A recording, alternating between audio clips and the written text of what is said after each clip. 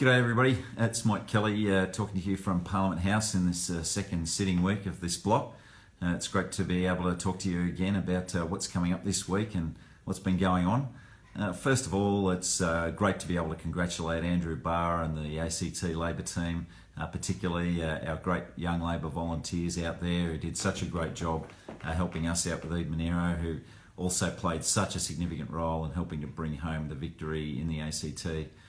This was really important for all of us in this region. Andrew Barr is such a sound economic manager, administrator, just all-round decent bloke, but he's been working very hard on projects that will benefit our whole region greatly, and he understands how much our interrelationship is important to all of our prosperities in this region and our own localised economy. So well done to the team.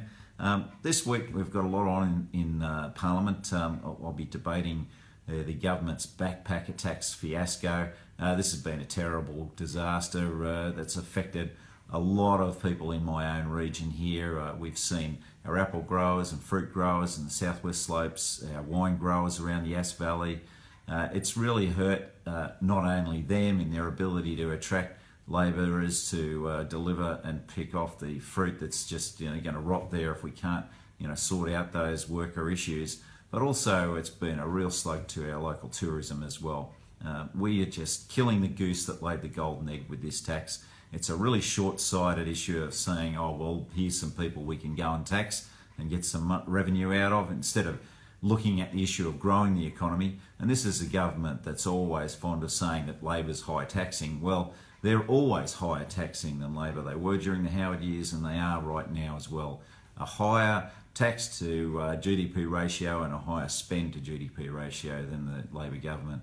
But this backpacker tax has to be treated properly. We have to get a proper analysis and modelling done of the impact of any measures in this area before you take the steps. And that's where the big hole has been. They are really kicking us in the guts in our local economy more broadly, in tourism and agriculture generally around the country, particularly those horticulturists who are really screaming about the double whammy of superannuation and taxation measures that they're proposing to take. So we'll really work hard on getting that right and fixed. And also, of course, this week we'll be finishing off the plebiscite debate, and really this has been a terrible mess by the government as well, wasting $200 million. That money should be going into fixing things like the dilapidated operations of health services in New South Wales, for example. We've built a brand new hospital for the region down in Bega, and $200 million would build another one of those, but right now it's suffering from impacts from the terrible coalition cuts to health and education right around the region, and in particular the offering of services in the Bega Hospital have really suffered from the inability of the state to support those services because of the impact largely of coalition cuts to health.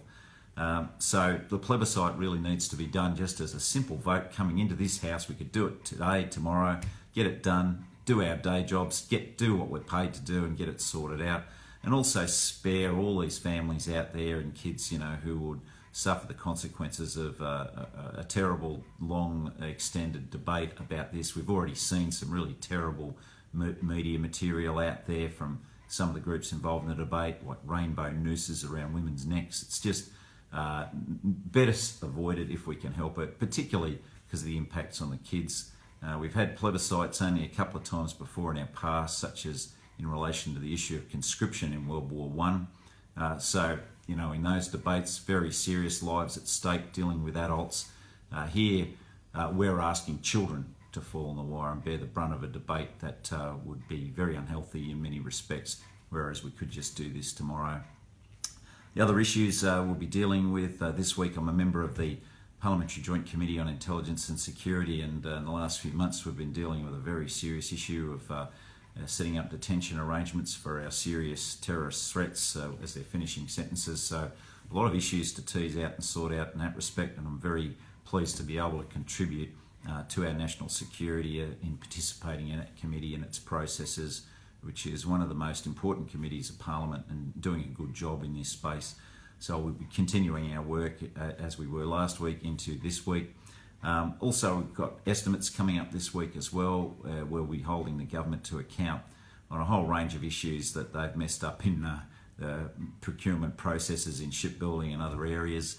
We really need to get to the bottom of some of the very strange things they've done here, which has really hurt our jobs and industry, whereas Labor had a great plan to set our country up as great shipbuilders into the future, with plans to build supply vessels and bring forward constructions of frigates and fix the submarine process.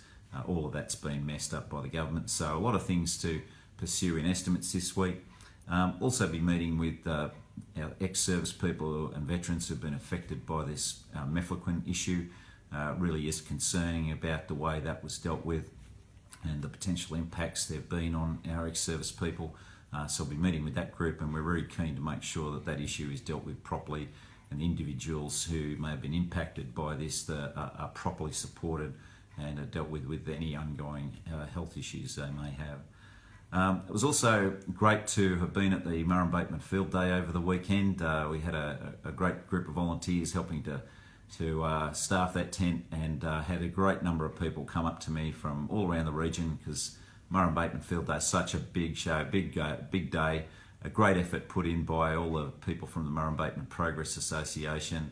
It was great to catch up with Greg Weeks, an ex-ADF fellow veteran who I've had a lot of dealings with, worked with in the past, now living in Murrumbidgee and doing good work on the Progress Association.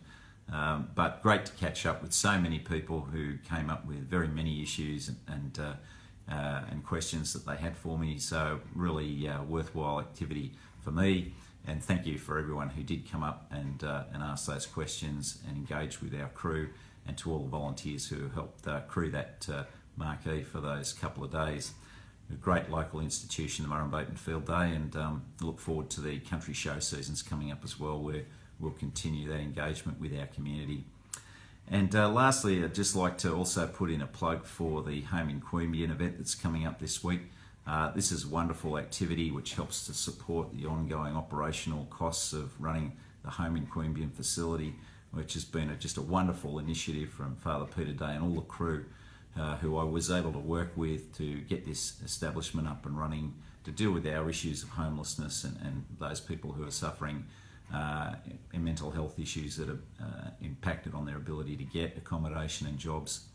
It's proved to be a wonderful initiative, and this is just a great way of the community taking ownership of it and being involved in that process. So I invite everybody and urge everyone to come along in Queanbeyan to the Home in Queanbeyan film night on Friday. It'll be in the Q Theatre. We always have a great film that night. It's a good comedy coming up this time round, but also a great social event and a great way to take ownership of a very important issue in our town. So that's all we've got for this week. It's obviously going to be another busy time. Looking forward to really representing you and continuing to meet our kids who are coming up to visit me in Parliament House. I really enjoy those visits, and we'll talk to you again, and hope everyone has a great week and a safe week. Thanks very much.